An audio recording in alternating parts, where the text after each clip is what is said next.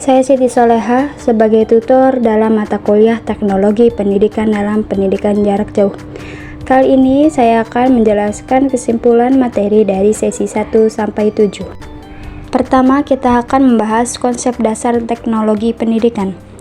Konsep dasar teknologi pendidikan, bila dilihat dari sejarah dan perkembangan definisinya, dapat dirangkum bahwa konsep dan praktek teknologi pendidikan bergeser dari waktu ke waktu. Secara kronologis, berbagai media digunakan mulai dari yang sederhana sampai pada yang canggih. Yang kedua, teori pendidikan jarak jauh, konsep dasar dan ciri pokok.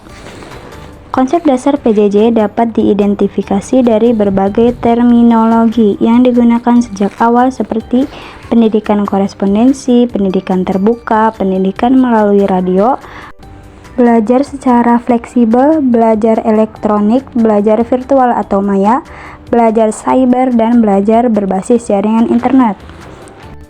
Adapun ciri pokok PJJ meliputi keterpisahan peserta didik dari pengajar, menggunakan media komunikasi, pembangunan bahan pembelajaran yang didesain secara khusus untuk digunakan secara mandiri, disiplin diri yang tinggi dalam belajar, serta dapat menggunakan sekali-kali pertemuan tatap muka tetapi tidak boleh selalu tergantung pada penggunaan pertemuan tatap muka.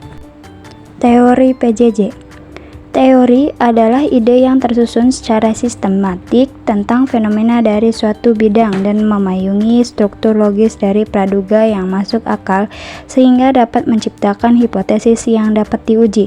Sedangkan pendidikan jarak jauh merupakan suatu program pendidikan yang bercirikan keterpisahan dalam waktu dan tempat antara pengajar dan peserta didik, dan di dalamnya digunakan media komunikasi untuk memungkinkan interaksi pembelajaran.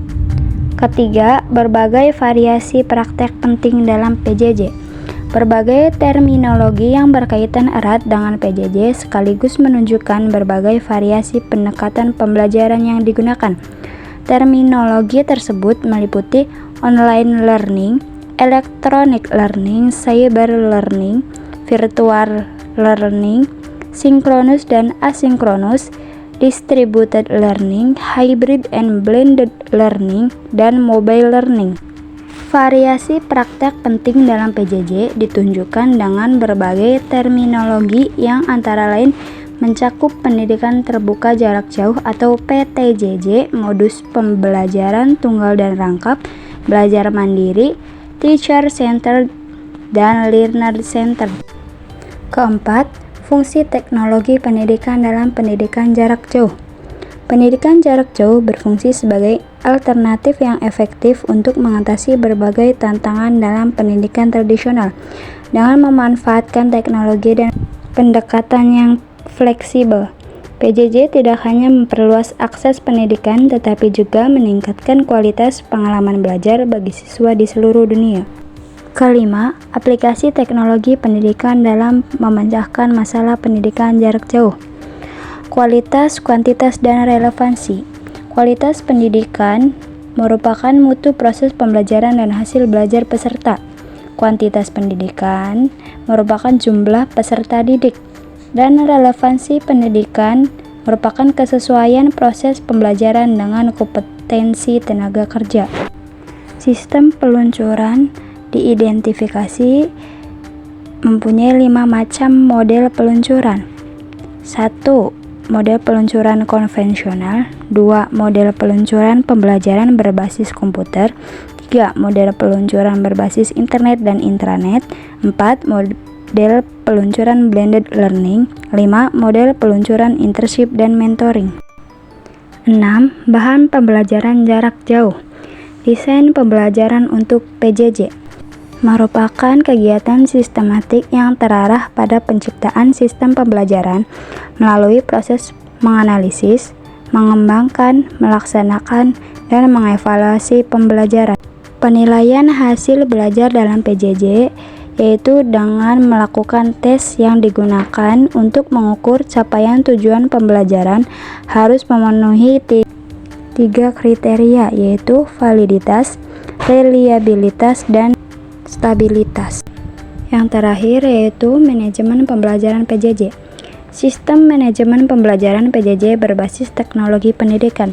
Sebagai suatu sistem, PJJ mempunyai berbagai subsistem yang berintikan subsistem dasar yang terdiri dari peserta didik, proses dan strategi interaksi pembelajaran, penilaian, sertifikasi, dan akreditasi, serta lulusan yang kompeten.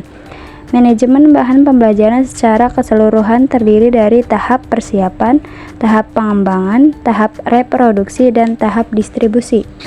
Biaya pendidikan jarak jauh, gambaran sebelum tahun 2000, dimaksudkan untuk menimbulkan optimisme para pemula dalam penyelenggaraan PJJ.